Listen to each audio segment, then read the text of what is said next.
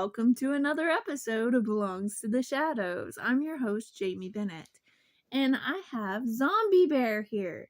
And the reason why he is hanging out with me to introduce this episode is because I'm going to be talking about zombies, the history of zombies in film, among other things. And this is Boris Karl. Might be related to Boris Karloff, who knows? But he's introducing this episode with me, and he's hanging out with me. He's a vegetarian zombie, though. He doesn't eat brains. He's perfectly polite, and I love him to pieces. I hope you enjoy this episode of Belongs to the Shadows. So the first thing I'm going to talk about in this episode of Belongs to the Shadows, of course, is because it's about zombies, is the history of zombies. And I'm going to get this from history.com, and it's /topics/folklore/history of zombies.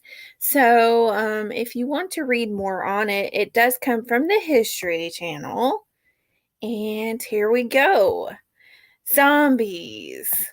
This was originally typed up on the internet September 13th of 2017, and it was updated June 10th of 2019. So the zombie can often be portrayed, or is often portrayed, as undead, flesh-eating, decaying corpse, has enjoyed a popularity surge in recent years. What comes to mind when you hear zombie? Well, I think of the film Night of the Living Dead, maybe The Walking Dead. I mean, there are so many zombie films that I could cover here. Whether they're devouring their prey in The Walking Dead, like I had mentioned, which is filmed around Conyers, Georgia, I believe.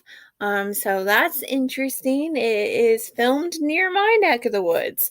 But The Walking Dead getting their groove on in Michael Jackson's Thriller.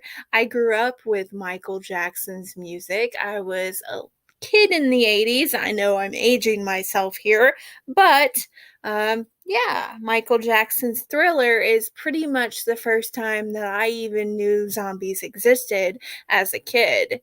And that music video was fascinating to me. It was absolutely fascinating. And I loved watching Michael Jackson and the makeup during that time era. I know it was in the 80s, but it was like a movie. It was a cinematic thing, and it was very exciting to see that music video for the first time because of the makeup. I mean, it piqued my interest in the film industry and, SFX and makeup, and maybe that's where I started loving Halloween stuff. That's where my passion started, is with Michael Jackson's music video for Thriller.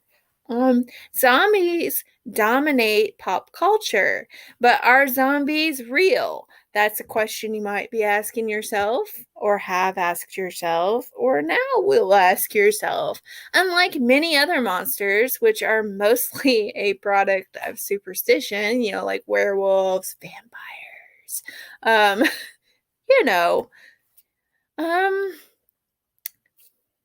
they're a product of superstition, religion, and fear. Zombies have a basis in fact, and several verified cases of zombies have been reported from Haitian voodoo culture. Isn't that interesting?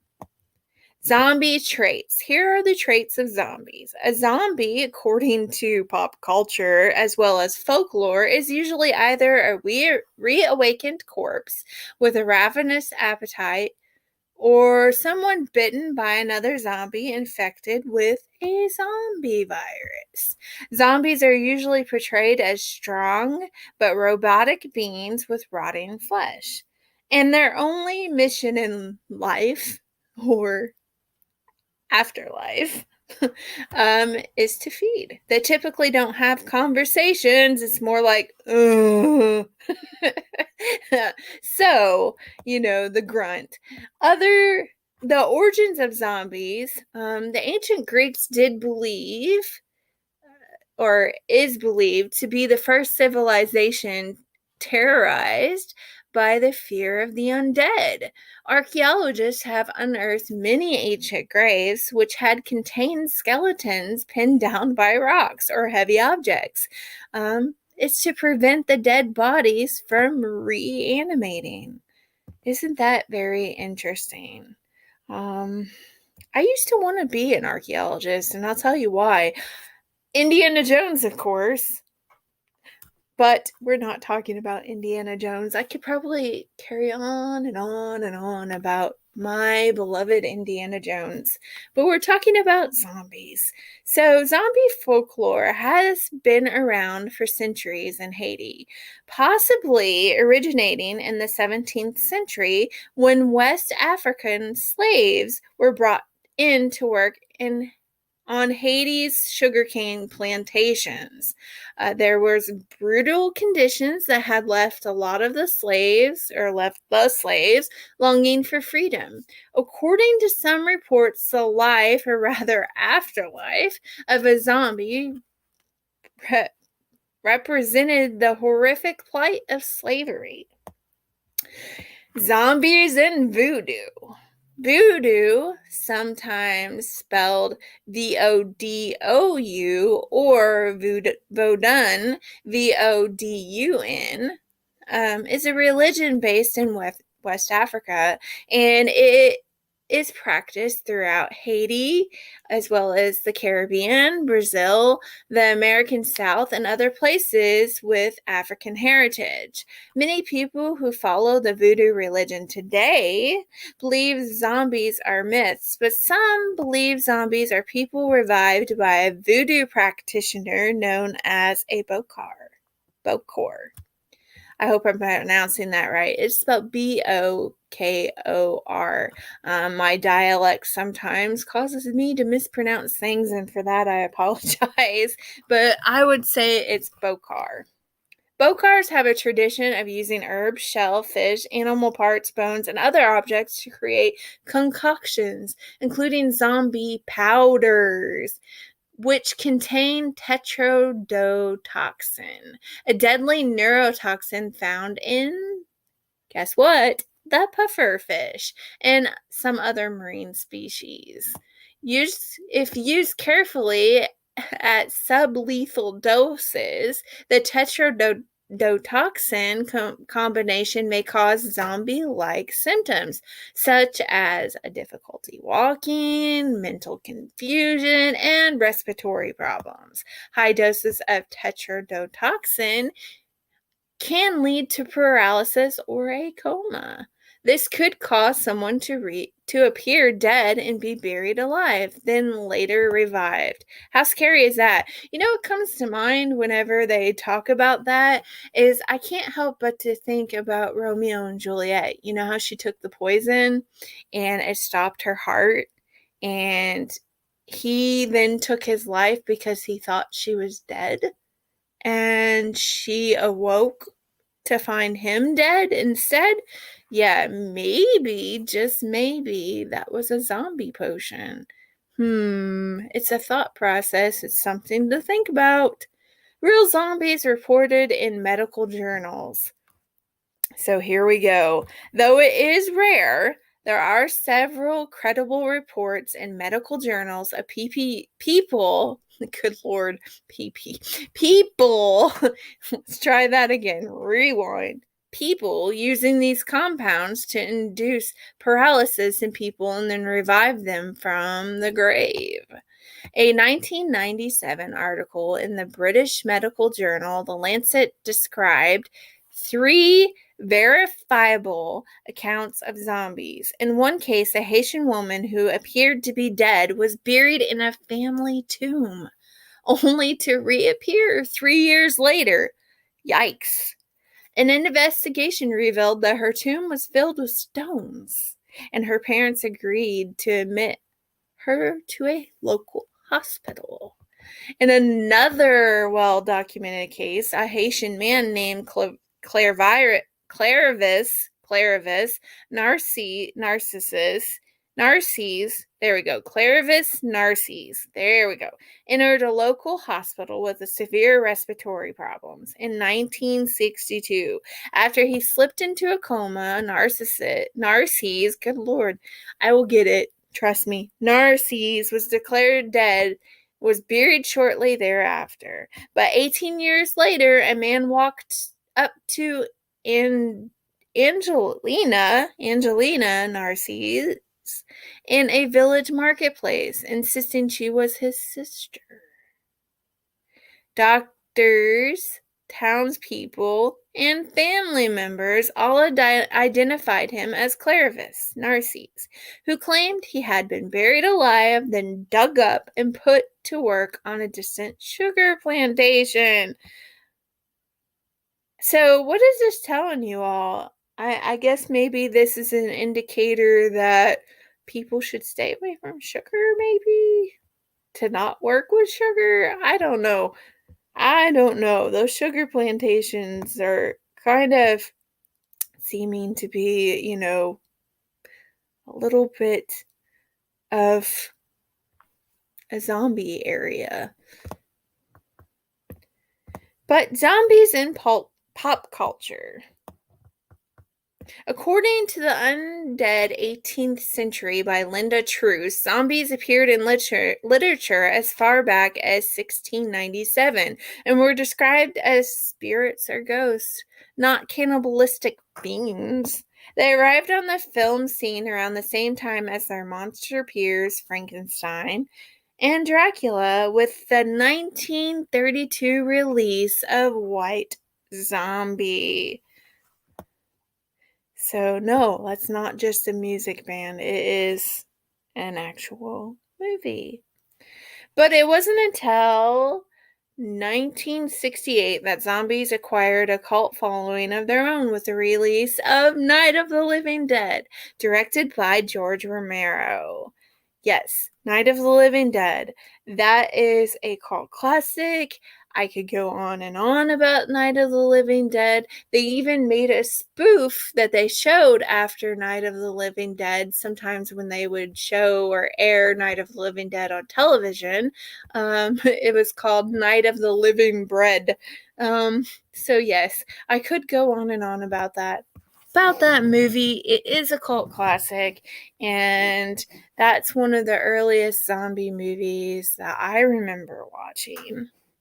But it wasn't until 1968 that zombies acquired a cult following of their own with the release of Night of the Living Dead, like I had said, directed by George Romero. But it bears repeating. Over the next 15 years, Romero directed 2 more zombie films, Dawn of the Dead and Day of the Dead, as special effects technology improved with each film. The zombies appeared more gruesome and more realistic. From the 1980s on, dozens of zombie films were made. Even Scooby-Doo got in on it. He battled zombies in the 1998 film Scooby-Doo on Zombie Island. In 2013, release of World War Z, which is a really great movie. If you like zombies, and I'm not even a huge fan of zombies, I hate saying that, especially since I'm doing this special edition of Belongs to the Shadows about zombies. I hate saying that. I hate saying that about myself. Please don't hate me, but I'm not a huge fan of zombies. But World War Z, starring Brad Pitt, was a really, really good film. If you like zombie films, I suggest you watch it. It did bring zombie culture to a disturbing new level.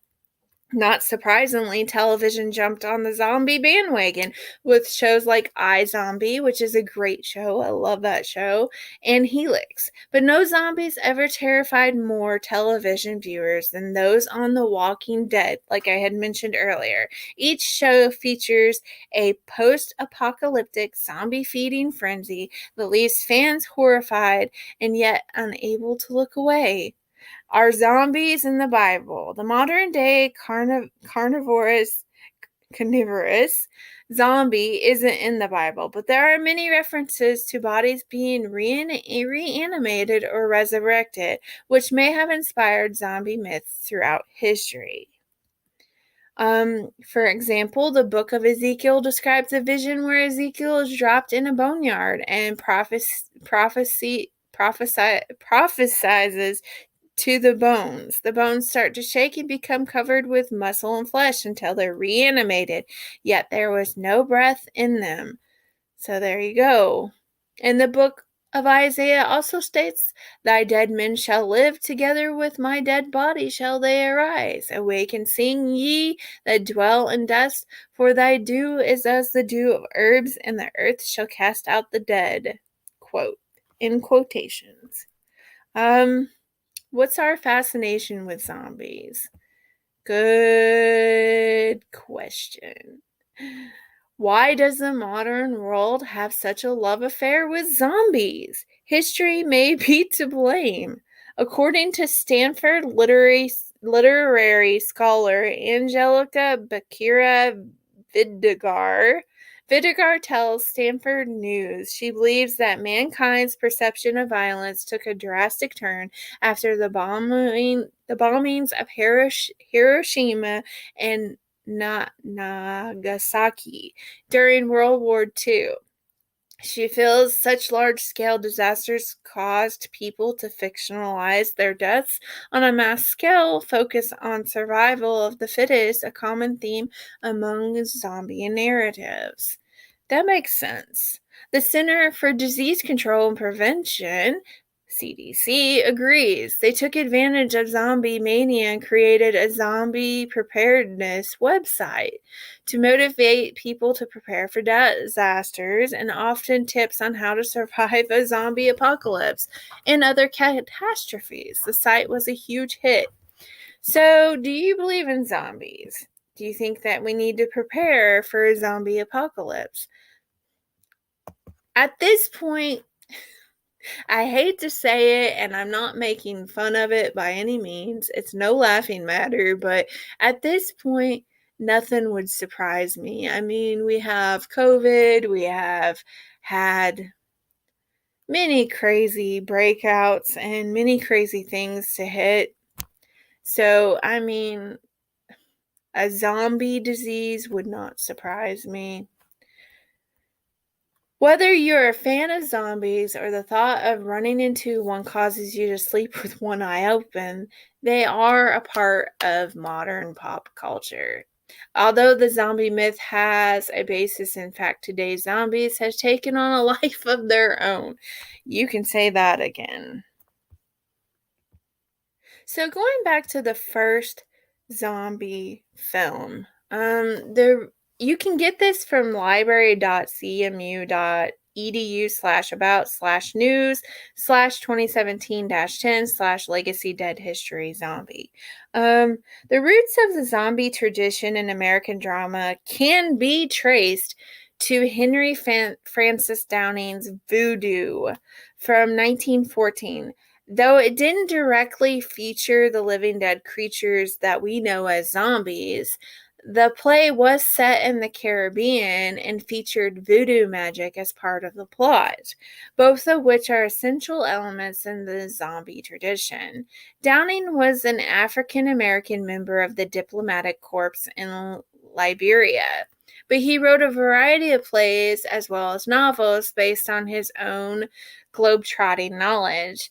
An intriguing what if of film history involves the fact that famed African American filmmaker Oscar Micheaux was familiar with and made one film based on Downing's work. Always on the prowl for potentially filmable stories written by African American authors, Micheaux could easily have placed himself at the leading edge of a new genre if he had made a film version of Downing's play, but the exotic tale doesn't seem to have caught his eye.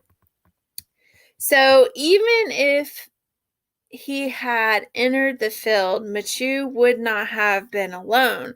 A small but not insignificant number of films of the teens and 20s utilized plots which included voodoo themes, but none of them had survived. Instead, this distinction of being the first zombie movie is usually awarded to Victor Halperin's 1932 opus, White Zombie, starring none other than Bela Lugosi. This film defined the basic perimeters of zombiness, which would be in place prior to Romero's appearance on the scene. It was set in an exotic tropical clime. Rule number 1, whose voodoo conscious population is mostly black.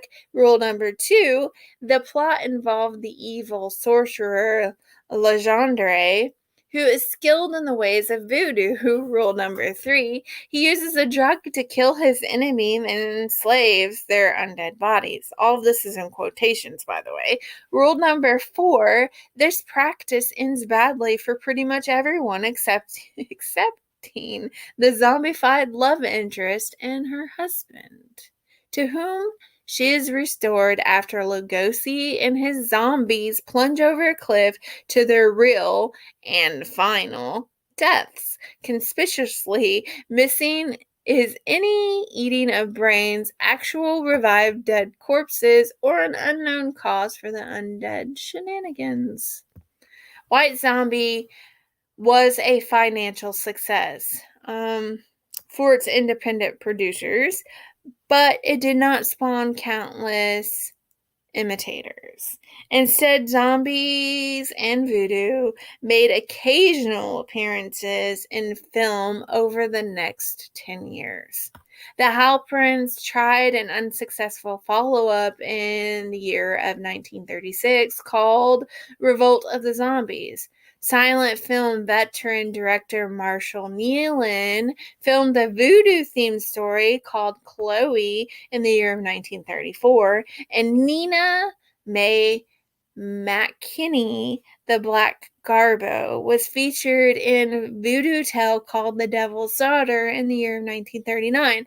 All of these films followed the established template, highlighting exotic locations, prominently featuring black cast members, and utilizing threatening voodoo curses. Still, there was no brain eating. During the Second World War, 3 films had brought zombies further into the mainstream. 2 comedies, Ghostbreakers and Zombies on Broadway, including zombified characters, though they dispensed with most of the other trappings that had previously defined the zombie voodoo film. The former, a successful Bob Hope vehicle, featured famed African-American actor Noble Johnson as a threatening presence on Paulette Goddard's inherited Caribbean estate, but did not dwell on the possible voodoo origins of the character. Johnson was a major player in early African American filmmaking, but is now best remembered as the native chieftain on Skull Island in the original version of none other than King Kong. Zombies on Broadway depicted a pair of publicity, I'll get it, I promise, publicity men heading to the Caribbean to find a real zombie as part of an advertising campaign for a new nightclub, employing poor Bela Lugosi as yet another zombie-making villain. This film has one of the bumbling, decidedly not undead comic duo injected with zombie serum as part of Lugosi's experiments. Fortunately, this provides the authentic zombie they need, but unfortunately, the serum, guess what, wears off by the time they return home. In both of these cases, mostly white cast contends with conspicuously black zombies, but any threat posed by the catatonic slaves is mitigated by the comedic aspects of the films. So, what an amazing history that zombies have in film and in history. I mean, yeah, it's interesting. I'm reading this right along with you all as I'm telling you. Like, I'm learning some of this stuff for the first time as I'm looking it up and telling you all. So, we're learning about zombies together, class. Other zombie films appeared in the decades that followed. Valley of the Zombies in 1946, Zombies of Moratau in 1957, but they continued to at least pay lip service to the basic tenets of the zombie/voodoo film established by White Zombie, and then George Romero came along. Here we go, folks. Romero had good reasons for calling his undead creatures ghouls instead of zombies. They didn't fit into any of the categories which would previously have defined the word zombies. They were fully reanimated dead corpse, and there's that whole business about feasting on the flesh of the living. By eventually embracing the term, however, what Romero did was completely redefine the notion of the zombie. The Caribbean culture context, the connections to a particular African experience, and the notations of zombies as slaves in the thrall of a sorcery performing master, all of that was swept away by the film Night of the Living Dead. The zombie is now a safely universal experience devoid of cultural specificity. I can't pronounce that word. It's not cultural specific. There we go. We will just bypass that word and we will carry on. It's not cultural specific. It's like some people can't say the word spaghetti. Well, apparently I can't say that word. Everyone dies, so anyone can join the army of the undead. There's no knowledge of voodoo magic that is required since zombiness is perpetuated by contact with other zombies. No, not by religious rituals. Zombies have now become cultural avatars of an entirely different kind. So yeah. Yep. George Romero changed the aspect of zombies. And you have Disney now. Like, Disney is even trying to jump onto the scene of zombies, and they have that film that is called Zombies. They have numerous zombie films. I think there's 3 zombie films now, and it's filled with music, and it's filled with humans getting along with zombies, and it's a cute film for kids. I understand the premise behind it. I understand what Disney's trying to do. There are so many zombie films. There's Shaun of the Dead. There's Zombieland. I believe Zombieland has 2 Zombieland films now. Yeah, there's Zombieland Double Tap, which is the second film in the industry. There are so many zombie films. I'll look them up. We will list off some zombie films for you all to check out. Let's see. If you're interested in any of them. If you're anything like me, you've never really been into zombies, and like I said, I hate to say that, especially since I'm doing a special edition of this show about zombies, but why not? This show's all inclusive. We're not going to leave zombies out, are we? Might as well include them, right?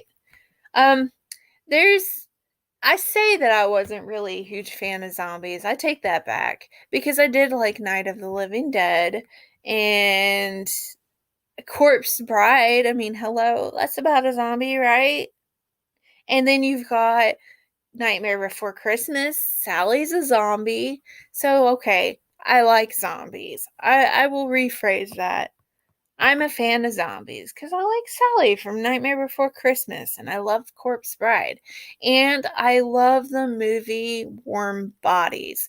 That movie, oh, I love it so much. It's hilarious because the guy says to himself in the film, the zombie, he says to himself, "Don't be creepy, don't be creepy," and I love that. I love that film. It's awesome. If you have not checked out that film, I'm not sponsored by that film, by the way.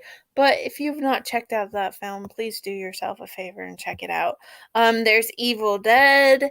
There is Jennifer's Body. There is so many zombie films. So many. There's I Am Legend. That's a really good zombie film. If you've not caught that film, you need to do yourself another huge favor and go see I Am Legend. And then, make yourself a list of zombie films, and to go along with that, you might as well make a list of vampire films. Why not? There's 28 Days Later. That's a zombie film. There is The Return of the Living Dead. There's a comedy about a zombie called My Boyfriend's Back. That one's pretty funny. So they have made comedies about zombies. They have made horror films about zombies. They have made kid-friendly films about zombies. So, yeah. Zombies are a huge part of pop culture. And like I said, it goes all the way back to Haiti. They had a fear of the dead reanimating and putting rocks on their bones or heavy objects on their bones. And I mean, who am I to say that it couldn't actually happen? I mean, there might become a disease or a virus that makes people act like zombies. I know that there are drugs that make people act like zombies, and one of our relatives, mine and my husband's relative, one of my husband's relatives was telling us about a time that he had went to New Orleans, and he said that he had seen an actual zombie. This person came out of the bar and was walking like a zombie and making the noises of a zombie, and ran into a light pole and just acted like a zombie. Maybe he drank some kind of elixir that made him act, and it's in quotations here, maybe he drank some kind of elixir that made him act like a zombie. Who knows? I'm gonna say nothing is surprising to me, and I hate to say that. Like, I have been through so much stuff through my years of living. Like, COVID, we've had pandemics, there's so much stuff that I have seen, that I have been witness to, that it wouldn't surprise me if a zombie virus happened. Who knows? But they're a huge part of pop culture. And me saying that I'm not a huge fan of zombies, I prefer Dracula. I love Dracula. Zombies is not my favorite, scary or monster. That's not my favorite monster.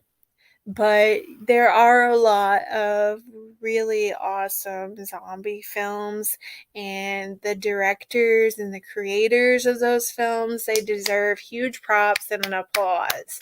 I might as well say applause, applause, applause, because, that takes some imagination, it takes some creativity, and a lot of those films are very well, The screenplays are very well written. The scenery, the graphics, everything that is involved in the films is really, really well done. And like I said, you need to check out World War Z. That is a really, really good film. Brad Pitt does an amazing job in that film. The director does an amazing job.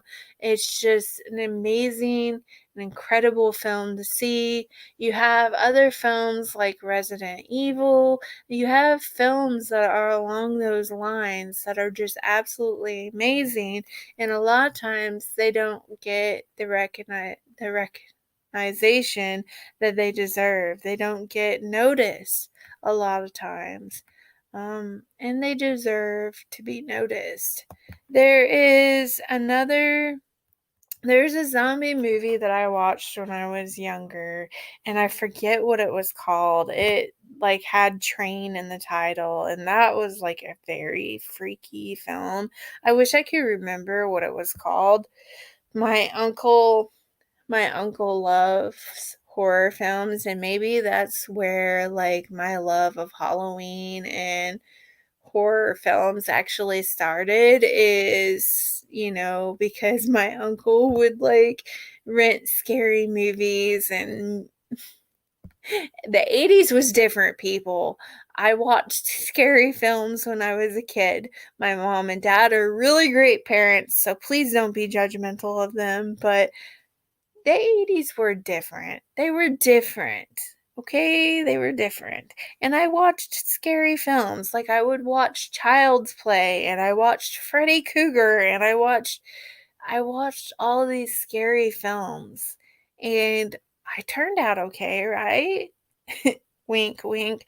No, I turned out perfectly fine. I absolutely love Halloween. I love horror films, and I guess, zombie films are not far-fetched for me to like. I mean, there are, like I said, a lot of really good, really well done zombie films. You do have, your B-rated films. Some of them are not as good, but don't overlook them. There are some B-rated films that are not noticed and don't get the recognition that they deserve. They don't get recognized as a good film because they get thrown into the B-rated category. I hope you all enjoyed this episode, and stay tuned after this episode for a special announcement. I really hope that you enjoyed that episode of Belongs to the Shadows. I hope that it was educational, spooky, and informational. Until next time, stay spooky, boys and ghouls. Say goodnight, Zombie Bear. Time for that special announcement. As you all know, I have been, well, maybe you don't all know, but I have been involved in the Face of Horror contest. I made it to the top 5, and now I need to make it to the top 2, with, if I have any chance of winning. But it does go to an important cause. I wanted to tell you that you're not just, whenever you pay for votes, you're not just paying for me to possibly get to the top 2, you are also supporting a very important cause. It goes to the B Plus Foundation, which is for pediatric cancer research. It goes to help the families of kids dealing with cancer. So please, if you're not voting for me, if you're not wanting to pay for votes to get me to the top, at least pay for votes to support this very important cause. Also, I need to announce that Belongs to the Shadows, it's my dream for it to go out on the open road. I have done an episode on location before, but in order to do more episodes, I need to find a sponsor. Anybody who's interested in sponsoring the show, please reach out to me. Also, I have my Venmo listed. So if you want to, send tips, not necessary to watch the show, but if you want to send a tip or, send some funds to help the show to keep getting better and better, to help this show go out on the open road, feel free to do that. It's not required. I just expect people to sit back and enjoy the show, but tips are always appreciated because it'll help the show to get better, and it'll help me be able to film on more locations, like in Savannah or maybe in New Orleans. It's my dream to do a whole episode about Marie Laveau. So my Venmo is listed on this page.